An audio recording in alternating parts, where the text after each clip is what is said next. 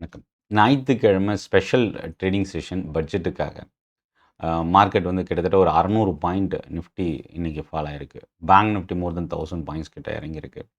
ஆம், இந்த பட்ஜெட்ல இருந்து மார்க்கெட்க்கு என்னென்ன இம்பேக்ட் இருக்கும்? அதாவது திங்கட்கிழமையும் சரி, வரப்போற வாரமும் என்னென்ன ஸ்டாக்ஸ் வந்து நம்ம கவனிக்கலாம்? என்னென்ன அனௌன்ஸ்மென்ட் வந்திருக்கு? அது எந்த செக்டார பாதிப்பு ஏற்படுத்துறதுக்கு வாய்ப்பு இருக்கு? அப்படின்றதையும் பாசிட்டிவ் சைட்லயும், நெகட்டிவ் சைட்லயும் பார்க்க போறோம்.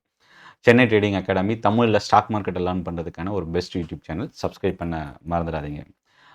நிர்மலா சீதாராமன் நம்ம ஃபினான்ஸ் மினிஸ்டரோட ஸ்பீச் ஸ்டார்ட் ஆனதில அவங்க சொன்ன ஒரு 3 விஷயம்.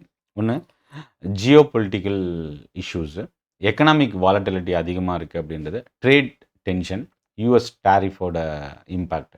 இந்த 4 விஷயத்த வந்து அ இம்பேக்ட் அவங்க கோட் பண்ணியிருக்கிறாங்க. இதில பொட்டன்ஷியல் வின்னர் யார் அப்படின்னா, இந்த பட்ஜெட்ல இருந்து பார்க்கும்போது, அ ஃபார்மா செக்டாருக்கு இது ஒரு பாசிட்டிவான budget. Pharma and health care இந்த 2 செக்டார் சொல்லலாம்.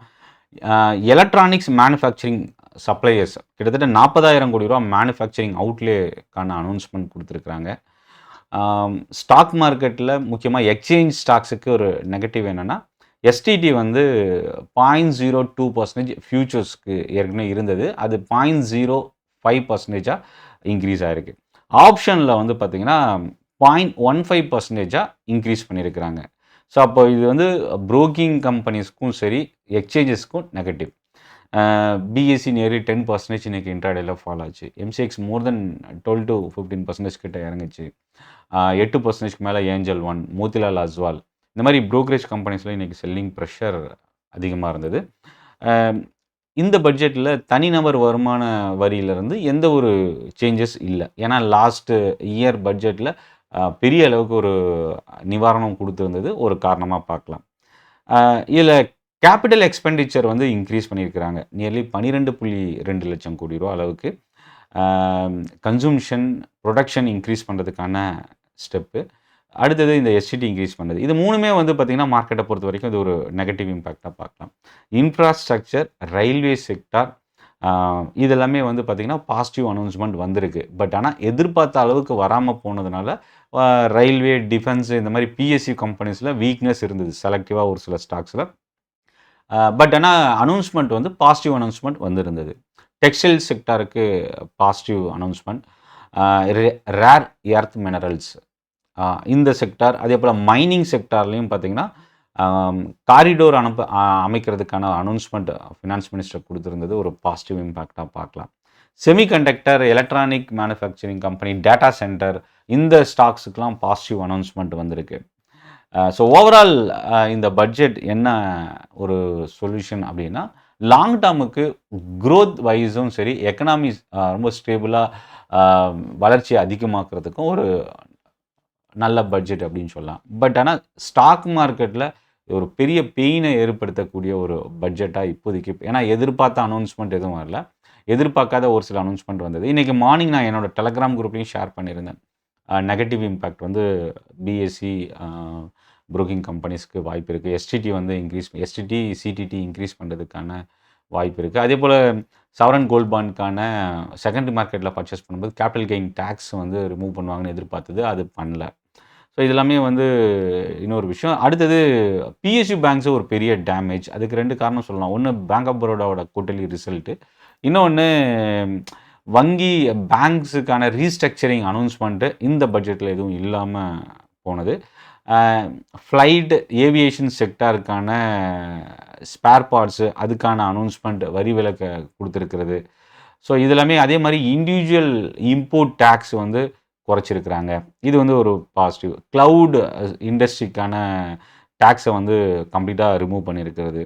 ஸோ இதில இன்னொரு விஷயம் வரி டாக்ஸ் ஃபைல் பண்றவங்க, டாக்ஸ் பே பண்றவங்களுக்கான ஒரு சில ரிலாக்சேஷன் குடுத்துருக்காங்க. ஸோ அதுவும் வந்து ஒரு பாசிட்டிவ் இம்பேக்ட்டா பார்க்கலாம்.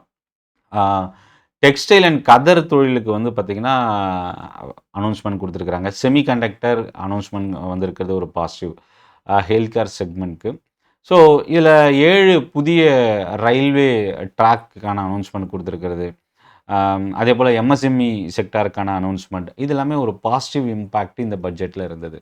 ஸோ அப்ப என்னன்னா, எந்தெந்த செக்டார் அப்படின்னு வரும்பொழுது, textile, pharma, electronics, semiconductor, data centre stocks இது எல்லாமே ஒரு பாசிட்டிவ் இம்பேக்ட். கேபிட்டல் மார்க்கெட் ஸ்டாக்ஸில் எக்ஸ்சேஞ்ச் அண்ட் ப்ரோக்கிங் கம்பெனிஸ்க்கு இது ஒரு negative. Railway, defence, PSU banks இது 3மே வந்து பார்த்திங்கன்னா செலக்டிவாக, அதாவது டிஃபென்ஸ் அண்ட் ரயில்வே ஸ்டாக்ஸுக்கு செலக்டிவாக மைனஸ் இருக்க வாய்ப்பு இருக்குது. எல்லா ஸ்டாக்ஸுமே மைனஸ்ன்னு சொல்ல முடியாது. செலக்டிவாக மைனஸ் இருக்க வாய்ப்பு இருக்குது. எதிர்பார்த்தது கொஞ்சம் அதிகம், பட் ஆனால் அனௌன்ஸ் பண்ணியிருக்கிறாங்க பாசிட்டிவ் அனௌன்ஸ்மெண்ட். பட் அது எதிர்பார்த்த அளவுக்கு இல்லாமல் போனதுனால தான் இறங்கியிருக்கு. ஸோ ஒரு டைம் பீயிங்க்கு ஒரு ஃபால் வந்துட்டு மறுபடியும் இந்த பிஎஸ்யூ ஸ்டாக்ஸில் ரெக்கவரி எதிர்பார்க்கலாம். அடுத்தது பிஎஸ்யூ பேங்க்ஸ். பிஎஸ்யூ பேங்க்ஸ் தான் இன்றைக்கி டாப் செக்டோரல் லூசர். மோர் தென் 5% கிட்ட நிஃப்டி பிஎஸ்யூ பேங்க் ஃபால் ஆயிருக்கு. பேங்க் ஆஃப் பரோடாவோட ரிசல்ட் இன்றைக்கி 8% கிட்ட இந்த ஸ்டாக் ஃபால் ஆனது ஒரு காரணம். பட்ஜெட்டில் எதிர்பார்த்த அளவுக்கு அனௌன்ஸ்மெண்ட் பேங்கிங் செக்டார் முக்கியமாக கவர்மெண்ட் பேங்க்ஸுக்கு இல்லாமல் போனது. மர்ஜர் பற்றின எந்த ஒரு அனௌன்ஸ்மெண்ட் இல்லை. ஏன்னா 2 இயர்ஸாகவே மர்ஜர் 12 to 13 பேங்க்ஸ் வந்து 6 பேங்க்ஸ் இல்லை 4 பேங்க்ஸாக மர்ஜ் ஆக போகுதுன்னு ஒரு நியூஸ் இருந்தது. மேபி அது அன்அஃபிஷியலாக இருந்ததா, அதில் ஏதாவது அனௌன்ஸ்மெண்ட் வருமா அப்படின்னு எதிர்பார்த்தது. பட் ஆனால் அதுவும் எதுவும் பேங்க்ஸ் ரிலேட்டடாக எதுவும் அனௌன்ஸ் பண்ணல. ஸோ இதெல்லாமே வந்து பார்த்திங்கன்னா ஓவரால் பட்ஜெட்டில் இன்றைக்கி கொடுத்துருக்கிற விஷயமா பார்க்கலாம். இந்த வீடியோ பற்றின உங்களோட ஃபீட்பேக் கமெண்ட்டில் போஸ்ட் பண்ணுங்கள். சென்னை ட்ரேடிங் அகாடமி இது வரைக்கும் சப்ஸ்கிரைப் பண்ணலாம், சப்ஸ்கிரைப் பண்ண மறந்துடாதீங்க. டெலிகிராம் குரூப்புக்கான லிங்க் வீடியோட டிஸ்கிரிப்ஷனில் இருந்து நீங்கள் யூஸ் பண்ணிக்கலாம். Online and offline training session, free training session நடந்துகிட்ருக்கு. டெலிகிராம், வாட்ஸ்அப் என்னோட லிங்க் டிஸ்கிரிப்ஷனில் கொடுத்துருக்கேன். நீங்கள் எனக்கு மெசேஜ் பண்ணலாம். ட்ரைனிங் செஷனுக்கான ஜாயின் பண்ணணும் அப்படின்னா இந்த செஷனை பற்றின உங்களோட ஃபீட்பேக் ஷேர் பண்ணுங்கள். நன்றி, வணக்கம்.